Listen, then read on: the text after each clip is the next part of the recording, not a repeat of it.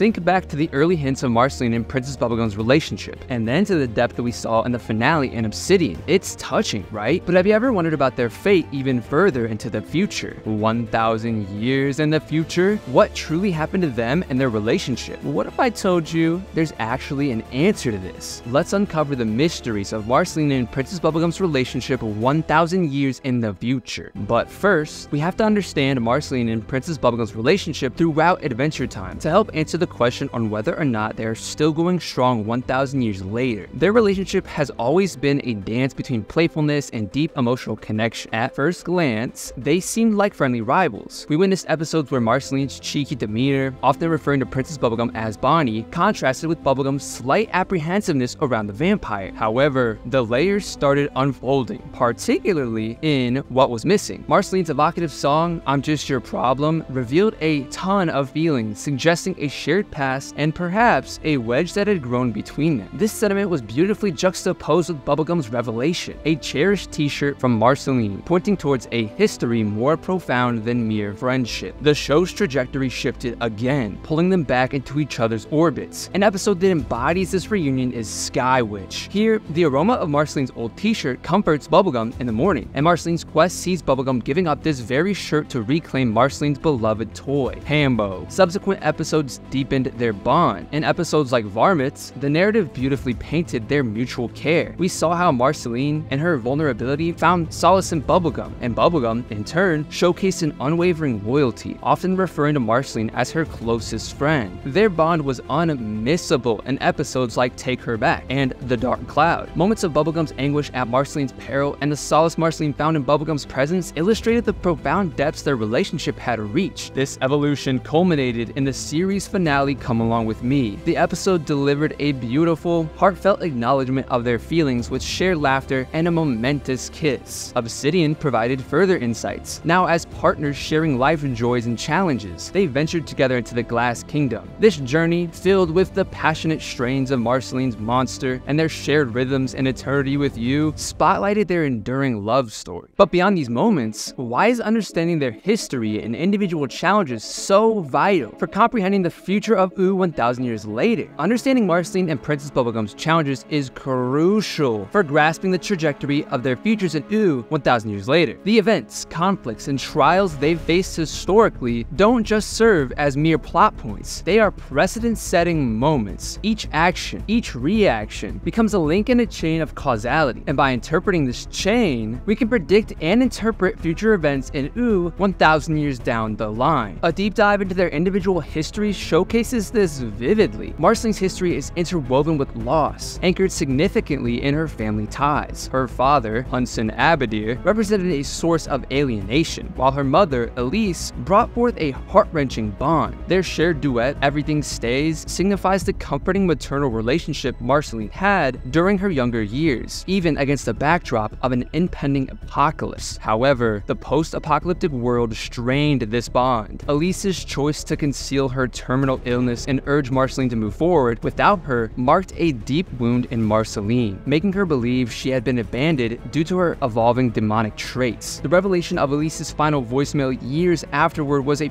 poignant testament to a mother's enduring love. Marceline's interactions with both parents, each leading her to feel forsaken, undoubtedly shaped her hesitance in forming close bonds. This hesitancy amplifies the significance of her relationship with Princess Bubblegum. Bubblegum, understanding and patient, emerged as Marceline's sanctuary, a place of healing and newfound love. On the other hand, Princess Bubblegum's narrative revolves around her role as the Candy Kingdom's ruler. Her commitment often resulted in challenging decisions, sometimes appearing to prioritize her kingdom over personal ties. Marceline offered solace, underscoring the value of personal connections and leadership. But what distinct challenges did Marceline and Princess Bubblegum encounter, and how did overcoming these obstacles not only strengthen their bond, but also offer insights into their roles in Oo's distant future? Each faced distinct challenges. Marceline's familial past occasionally introduced mistrust, while Bubblegum's leadership role presented a constant tug-of-war between duty and personal desires. However, their bond, tested by these hurdles, only grew stronger. Understanding each other's challenges, both found strength in their united front. It is so important to grasp the depth of these challenges, because it not only shaped their individual characters, but also molded their collective future. By understanding the adversities difficulties they faced, we get a clear lens to view and understand what their future might look like 1,000 years later. As the story of the Land of Ooo stretches into the future, it becomes a puzzle filled with intrigue. Adamuto once said, "I don't want to lay out their entire future, but there are enough pieces there that you can kind of construct what their life will be like going forward." Many fans, including myself, have taken these words as a challenge. One of the commonly debated topics is whether the two characters are still alive in Ooo 1,000 years later. The clues, Bemo's cryptic statements, Marceline's cave house that has seen multiple occupants, the state of the Candy Kingdom, and the tantalizing details about their potential immortality. These breadcrumbs might be easily overlooked, but they can be the key to unlocking the bigger picture. Let's dive into the most popular theories in the Adventure Time community. The immortality theory. Marceline, being a vampire, possesses an inherent immortality. We've seen her survive numerous fatal scenarios, from sunlight exposure to being poisoned. The vampire from whom Marceline derived her healing powers, the moon, was only defeated when Marceline absorbed her essence, not from being staked. It's suggested that a stake wouldn't kill Marceline either. On the other hand, Princess Bubblegum, the embodiment of the candy elemental, has a biological age that's tied to her candy biomass. This hints towards her being biologically immortal, meaning she won't necessarily die from old age. Considering these factors, it's very possible to think both might still be alive and well in Ooo 1,000 years later. Now let's move on to the abandonment theory. Given the clues from the show, like the overgrown but intact Candy Kingdom and the appearance of the prize ball guardian, it's very possible that Princess Bubblegum, tired of her responsibilities, chose to put her citizens in a kind of suspended animation within the guardian. Marceline, having frequently moved homes and known for her nomadic nature, might have joined Bubblegum in her quest for solitude or just a new adventure. And finally, the afterlife theory. Some people speculate that Marceline and Bubblegum, after living long lives, are now resting in an afterlife, such as the 50th Dead World. Now, we didn't see them in there, but it could still be possible. This theory, though emotionally satisfying for some fans, faces challenges given Bubblegum's potential for reincarnation and Marceline's father's wishes for her to continue the family legacy. But why does this all matter? The broader implications of their relationship and their fates have a cascading effect on the world of Ooo. If the immortality theory holds true, their continued existence could mean they're still influencing events today, perhaps even behind the scenes. The abandonment theory would mean that Bubblegum's citizens are still waiting for her return, and the kingdom's stagnation could be a ticking time bomb. And if it's the afterlife theory, it implies a finality to their stories, a close to an era. Each theory paints a different future for the Land of Ooo, and stakes couldn't be higher. With all these amazing theories, which one is true? And are Marceline and Princess Bubblegum still living it up in the Land of Ooo 1,000 years later? Well, I think it might be a mixture of a few of these theories. And yes, they are still alive 1,000 years in the future. But why do I say this? I'll tell you. But first, I genuinely got goosebumps uncovering this piece of information that supports this. And that piece of information? The Come Along With Me intro sequence. Now let's dive deeper into the mysteries hinted at in that very sequence. As you dive into the details, there's an unmistakable figure in the finale's opening that holds an uncanny resemblance to Marceline. It's not just the attire, those iconic pants and boots that resonate with her original style, but also the presence of the legendary giant duck, a symbol tightly knit with Marceline's debut episode. Coincidence? Well, maybe not. Such symbols might be brushed off as mere Easter eggs, but the discovery of a